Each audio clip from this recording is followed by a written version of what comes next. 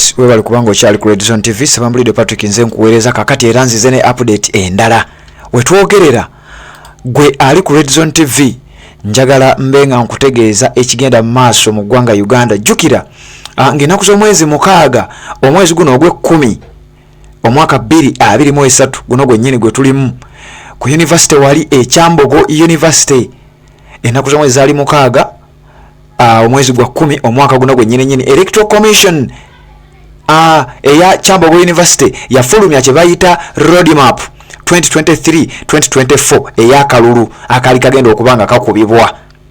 Kakati Akalulu kano kagenda okutandika ng'ebibiina ebyenjawulo bireze ba candidates ab'enjawulo NUP yaleeta n'ebibiina ebirala naye nga kuba NUP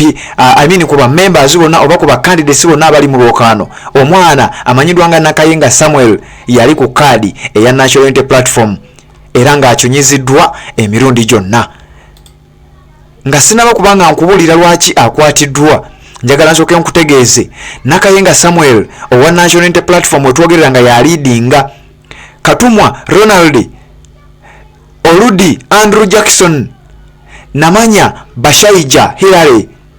Mwebesa Regan Jakisa Timothy abo bonna bali mu lwokaano olw'obwa guild president naye nga Kagenda Samuel y'omwana ali ku kaadi eya National Unity Platform oyo gw'olabaawo mu kifaananyi. Wabula wetwogerera nga poliisi amagye n'ebitongole by'okwerinda ebyenjawulo ebitamanyiddwako n'amannya gaabyo ebimu bamaze dda okuba nga basalako university ey'Ekyambogo newankubadde nga wenkusomedde lisiti yaabo ba candidates abali mu lwokaano Kagenda Samuel n'abamu ku batiimu members be oba ku batiimu Samuel babadde atambula nabo babadde akwasaganya nabo emirimu abalala 8 bamaze okuba nga bakwatibwa omulundi ogwokubiri. Jukira bwakeredde ku makya David Lewis Rubongoya n'abamu ku bakulu mu kibiina ekya National Unity Platform bakedde ku poliisi Kagenda ono gw'olaba yakwatiddwa olunaku lw'ejjo si mukazi nno oyinza owulira erinnya Kagenda n'otyamu bamuyita Kagenda Samuel musajja ali ku kaadi ya National Unity Platform yakwatiddwa olunaku olw'eggulo in fact alinga eyawambiddwa kubanga ebimotoka bya poliisi byazze mu kimpowooze ne bamutwala nga bataddewo embeera ezitali zimu. Yasuzeeyo ne banne be bamukutte nabo era olunaku olwaleero ku makya g'olunaku olwaleero David Lewis Rubongoya Secretary General ow'ekibiina ekya National Unity Platform yakedde ku poliisi emanyiddwa nga Jinja Road Police Station n'agenda ng'agezaako okubanja obwenkanya obw'abaana 8 nga mwe muli ne Kagenda Samuel akiikiridde National Unity Platform mu kalulu k'Ekyambogo. Kagenda Samuel ne banne abalala 7 bateereddwa ku police bond era ne baba nga bakomyewo mu kalulu okubeera nga baddamu buto okunoonya akalulu k'obwa guild president. Wabula wetwogerera ku ssaawa zino zennyini mu dakiika ntono nnyo eziyiseewo nfunye amawulire nti era ebimotoka by'amagye ebimotoka bya poliisi bizeemu birabiddwako nga biyoola nga bisomba nga bibuzaawo abaana abali ku kaadi eya National Unity Platform abali mu nkambi eya Kagenda era bano babadde babatwala mu bifo ebitannaba kubanga bitegeerekeka bayodde nga bw'okiwulira wabula tetunaba kubanga tutegeera mbeera ki egenda maaso sayidi awo naye nga kyenyinza okubanga mbategeeza tiimu eya Kagenda Samuel ekwatiddwa kumpi yonna abaana baabo babawalaawala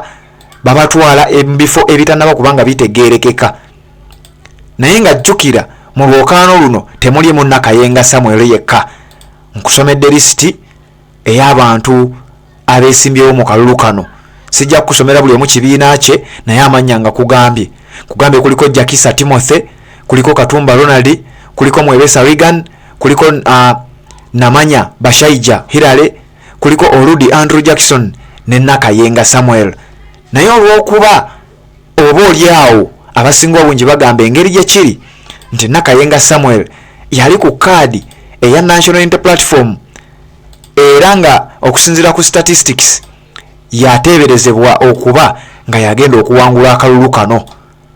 Kati olw'embeera ezeeteekebwawo Nakayenga Samuel azzeemu bw'atyo n'aba nga akwatibwa omulundi ogwokubiri. Naye kyenjagala ojjukire, kyenjagala okutegeeza nti waliwo omusajja omulala amanyiddwa nga His Excellency Wafula Edwin Kahoro. Ono nno nga ye guild president aliko agenda okuba nga ate entebe agikwase Nakayenga Samuel singa anaaba awangudde. Kati nno babakutte bombi, babakutte babiri, era nga bateekawo embeera egamba nti bano babadde baleeta akavuyo ku University ey'e Kyambogo. Omusajja amanyiddwa nga Wafula Edwin Kahoro njagala kubanga mukulagako wano gwatamumanyi kubanga ye guild president oba kye tuyita incumbent ku budde buno. Yoyo asooka mu nkofiiro, oyo ayambadde gaalubindi, oyo gwe bayita Wafula Edwin Kahoro ye guild president aliko ku budde buno, era okusinziira ku nteekateeka zaabwe bo ng'abayizi ku University ya Kyambogo University, enteekateeka zaabwe ziraga nti Wafula agenda kubanga ateera Nakayenga, era bajja kuba bahanding over Nakayenga nga yamusikira. Kyova olaba Wafula akalulu akabaddemu nnyo, n'abamu ku bakulu mu kibiina ekya National Unity Platform nga kwotadde ne Secretary General amanyiddwa nga David Lewis Rubongoya gye babadde nga bagezaako okuba nga batereeza embeera n'okwetegereza ebigenda maaso nga akalulu k'obwa guild president Kyambogo University kakubibwa. Kati gwali wano ku Red Zone TV njagala okutegeeza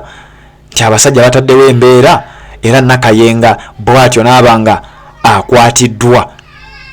Wabula olunaku lw'ejjo ng'ennaku z'omwezi 25 omwezi ogw'ekkumi lwadde lwakusatu, era yabadde yakwatiddwa n'atwalibwa ku Jinja Road Police Station. Era amawulire ago twagakuweereza bulungi nnyo gatutuusiddwako amanyiddwa nga Musiri David nga ye head of institutions mu kibiina ekya National Unity Platform. Kati wetwogerera embeera bwetyo bweyimiridde okulonda, jjukira kuliyo olunaku lwa leero nga balonda guild president ow'omulundi ogwa20 ku University eyo eya Kyambogo University. Wabula poliisi eyo yembeera gyesobodde okubanga eteekawo okubanga eyoola abaana obatwala mu mbeera eyo yennyini gy'olabaawo gwe munnange ali ku Red Zone TV. Okulonda nkugambye kugenda mu maaso, era nga wetwogerera balinga abamaliriza, wabula ng'okubala akalulu kulabika nga yembeera eddako, naye nga yo Uganda Police n'ebitongole ebirala byonna bataddewo embeera ey'enjawulo. Mbadde njagala kukusomera wano ku lisiti y'abakulira akakiiko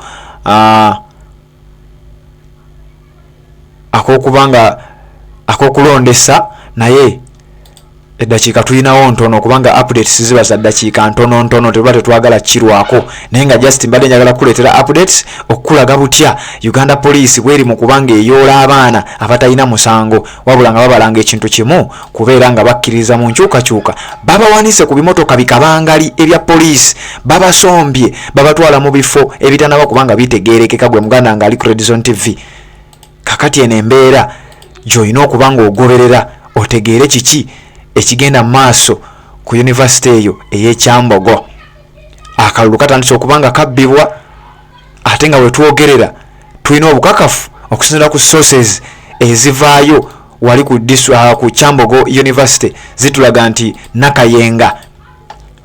akalulu yandibanga yakawangudde dda nga tekannaba nakubanga kalondebwa, wabula nga omanyi okubba akalulu mu ggwanga Uganda kyafuuka kintu kya bulijjo. Embeera yatandise dda okubanga abasajja bakwata mu box okulaba nga akalulu bakalemesa. Nabadde njagala embeera eno ngikuweereze live, naye nga womanyi munnaye oluusi tubeera ne shortage y'ebyuma ne bitatukkirizisa kubanga tuweereza ensonga nga zino, naye nga kyenjagala okubanga nkutegeeza nti embeera bwetyo bweyimiridde wali ku University e Kyambogo, naye nga amanyiddwa nga Wafula ate ye ekintu akitaddemu nnyo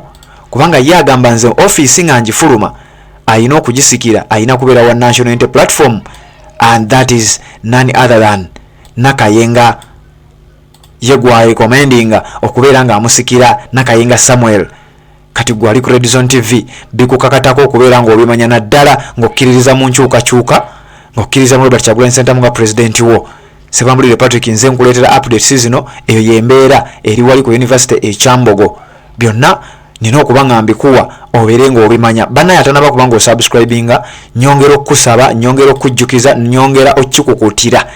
kirira wansi awo olaba ekigambo subscribe kinyigeeko osubscribinge ku channel eno okwate ku kade aka notification obeere nga tomissinga nsonga yonna. Tujja kuba tutambula butoolero ojja kubeera omu ku abo abanasooka ng'okumanya singa Red Zone TV enaaba erina ensonga gyetaddeyo. Abaana ku University e Kyambogo bali mu kubanga bayoolebwa ate nga akalulu kali mu kugenda maaso era ssaawa zino zennyini wawulirira vidiyo eno akalulu kamaze okubanga kaggwa kali mu kubalibwa era omuwanguzi ateeberezebwa okubeera Nakayenga anaatera okubanga alangirirwa kugambye ateeberezebwa okubanga ye Nakayenga Paul Nakayenga Samuel anaatera okubanga alangirirwa mu butongole nga guild president ow'omulundi ogw'amakumi 20 ku University ey'e Kyambogo. Bw'atyo mwana muto omusaayi muto National Unity Platform bwe yamufrontinga nemuwa kaadi okubeera nga agikwatira kaadi yaayo mu kalulu kana kagenda okubanga kayinda oba akamaze okubanga kayinda olunaku olwaleero kebali mu kubanga babala naye nga lutwogerera bandika balanga ali munda kubanga embeera bagitaddewo abaana babayoola naye wabanga tanaba kubanga galirwa byonna ngenda kuba mbikutuusaako. Webali kubanga otambula naffe webali kubanga ogoberera updates zaffe webali kubanga otambula ne Red Zone TV tonaba kubanga osubscribinga genda ku YouTube yo teeka mu Red Zone TV osubscribinga ku channel yaffe eyo kwata ku kade aka notification obeere nga tomissinga nsonga yonna. Sebambulire Patrick nze mbeerawo nga nkuweereza ensonga zonna nga bwe zintukako bwe nzikuwa njagala tubeere nga tutambula ffena ebbanga lyonna mwebali kubanga mutambula naffe mbaagala nnyo.